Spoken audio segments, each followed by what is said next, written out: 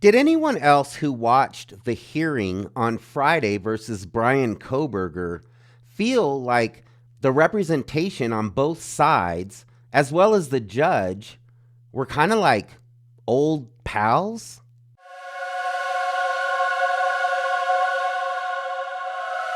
Hey everyone, it's Lucky with Unfiltered Lucky. And today I want to talk a little bit about the hearing that took place on Friday versus Brian Koberger. Now, I wasn't really going to talk too much about this hearing on Friday because I kind of felt like they went over a lot of stuff that we already know. But there were a few things that I definitely want to expand on. Now, we knew that they were going to talk about a change of venue. And I personally believe that they should change the venue. Not for the reasons that, the defense is stating, because Ann Taylor doesn't believe that they're going to be able to field an impartial jury locally. So they want to move the venue. But to me, it seems like it would be more practical to move the venue more for scheduling reasons. Maybe it would give them a little bit more flexibility when they're scheduling this trial, because they're trying to schedule this trial around the school year. So summer break, spring break, winter break. If they move this trial to another location that's more convenient, then they're going to have more flexibility when it comes to scheduling. Summer's only 3 months out of the year. So that leaves 9 more months, that they could be scheduling this trial. So I do think that it would be smart to change the venue to an area where they have a little bit more flexibility when it comes to time. Now, I think that most of us knew that this trial was not going to happen this summer. The defense still hasn't received all of the evidence, and they haven't had time to really process everything that has been given to them by the prosecution. Which, Ann Taylor is proposing possibly the summer of 2025. And that would make more sense to me. A lot of people are saying that'll be 2.5 years that it'll take for this to go to trial. But that's not uncommon in these types of cases. Some of these cases, go longer and take longer to get to trial. So I think that the summer of 2025 is a very realistic time. Ann Taylor and the defense has to go through a ton of information. They said that the prosecution turned over something like 51 terabytes of information. And this includes videos and recordings and, photographs. So there's a lot to go through. 51 terabytes is a lot of information. Now, that's something else that kind of struck me as strange, because Ann Taylor is basically asking the courts for more time because she knows that she hasn't received all of the evidence, and the prosecution is kind of, dragging their feet on getting the evidence to the defense. Now, 51 terabytes of information is a lot of information. And, Ann Taylor is still asking the courts, she's still asking, how did law enforcement zero in on her client, Brian Koberger? She still doesn't believe that they've shown clearly the reason that, they came to arrest Brian Koberger, which to me seems strange because, they have all this video. So they have all this video, apparently, of Brian Koberger driving around in his car around the King Roadhouse And, they have all of this incriminating video. But Ann Taylor still hasn't seen this video, apparently, because she's still asking the courts, how law enforcement zeroed in on her client. Now, you would think that Ann Taylor has already seen these videos. Or at least, if they just threw down 51 terabytes of information and they had a clear video of Brian Kohberger at the crime scene, you would think that along with the 51 terabytes of information, they would let Ann Taylor know, here is where you can see your client at the crime scene. But apparently they haven't done that yet. Apparently she hasn't seen this incriminating video, which that seems odd to me, because you would think that she would have already seen the evidence that incriminates Brian Kohberger. But she's stating in court that she still has no clear explanation as to why law enforcement zeroed in on Brian Kohberger. Now, they also have the DNA evidence, the touch DNA evidence from the knife sheath.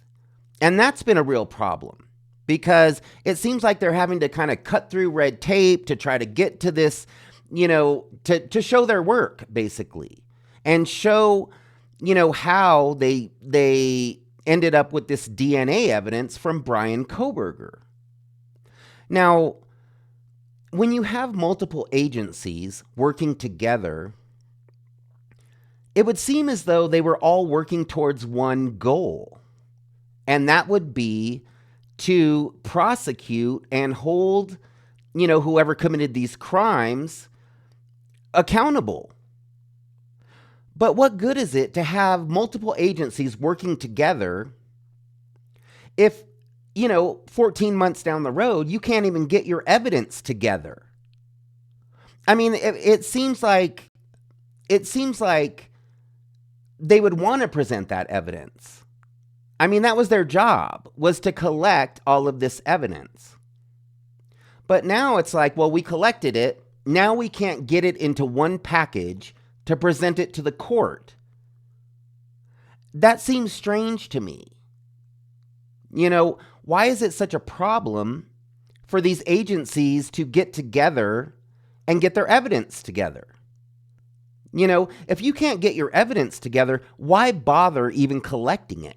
Why bother working with multiple agencies if, you can't, once you get to the trial, you can't put all that evidence together? It just doesn't make sense to me. It's like, why run 99 yards and then just fumble the football on the 1 yard line? Which is kind of what I feel like is going on here. They talked about this investigation, and we have the FBI involved and Idaho State Police, and we have all these agencies involved because they know what they're doing. This is what these agencies do. But then once they've done that, then, it's jumping through hoops to try to put all their work together so that it can be presentable for this trial. So Ann Taylor has asked 11 times for the prosecution to turn over all of the evidence that they have so the defense can prepare, their case.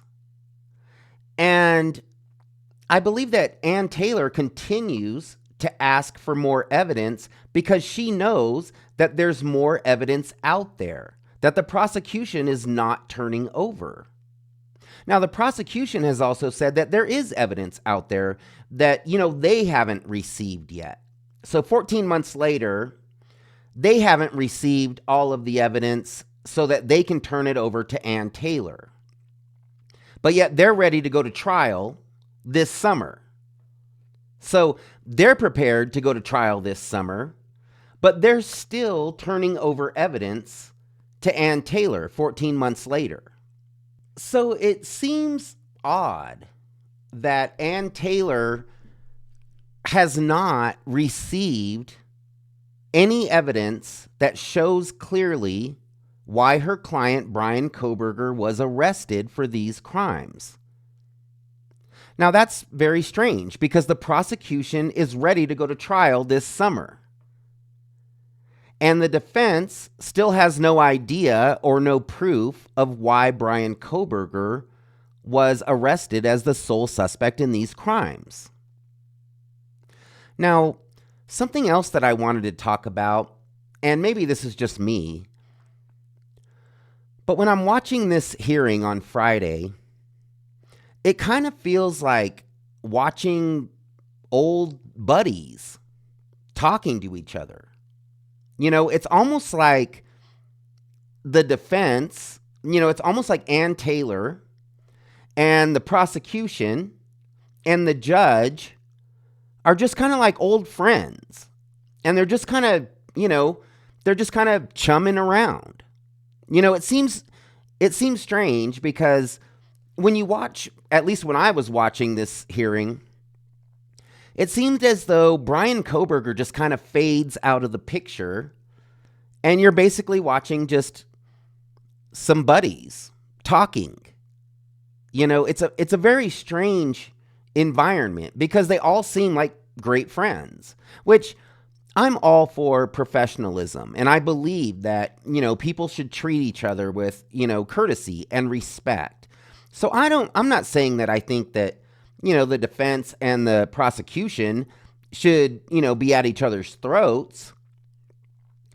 But it's kind of weird to watch because they all look like old pals. It kind of makes me wonder if Brian Kohberger is sitting there noticing all of this, watching his attorney and the prosecution pal around. They continuously agree with each other. And, it doesn't seem like, they continuously blame the other agencies. It's a very strange environment in court, in my opinion. But, it makes me wonder if Brian Kohberger is watching this and thinking, he's definitely the odd man out in this group. Like, these people are all friends. Like, these people all know each other. Because that's kind of how I felt when I watched the hearing. So basically, when I was watching this hearing on Friday, I kind of felt like I knew that they were going to talk about the change of venue. I knew that they were going to talk about, the timing of this trial. And when they felt like, the defense and the prosecution would be ready to present their evidence. Because they made a big, they talked a lot about not wanting to redo this trial. And that makes sense. Because Brian Kohberger can appeal this and appeal this. So basically, they made it a point to talk about, let's get this done right the first time so that we don't have to keep going through appeal and appeal and appeal, and that makes sense to me because they don't want to continue to waste people's time and, of course, waste taxpayers' money. But that also raises some red flags because it makes me wonder, why doesn't the prosecution turn over all of the evidence and show the defense, the goods? This is what we have, and we have your client and he's guilty. Why don't they do that? Why don't they show the defense that evidence? Rather than string this, this trial along for years. Costing the taxpayers more money and more time. I just feel like if they had the goods, that they would have put that out there already. But they haven't done that yet. It's kind of strange because it kind of gives you the feeling, there's not a lot of confidence, I don't feel like, in the prosecution. And if I were the families of these victims, I would be worried because, as I said, the prosecution does not appear to have solid evidence. And if they do have solid evidence, then it doesn't appear that they've presented that to Ann Taylor as of yet, because she's still confused as to how law enforcement zeroed in on her client. So I do think that Ann Taylor does drop tidbits of information. And I think that she puts little bits of information out there, because in court, there's no gag order. So, she can speak freely. And I think she does take that opportunity to put little bits of information out there. Now, we'll see what happens in the future. And like I said, I do believe that this trial will happen in possibly the summer of 2025, maybe later than that. It wouldn't be uncommon. So we'll see, and I'll keep you updated. I'm always keeping an eye on this case. So as I come up with new information or thoughts or opinions, I'll definitely share those with you all. I really appreciate you watching my video, and if you like my content, please like and please subscribe to my channel. I really appreciate it. We'll see you next time.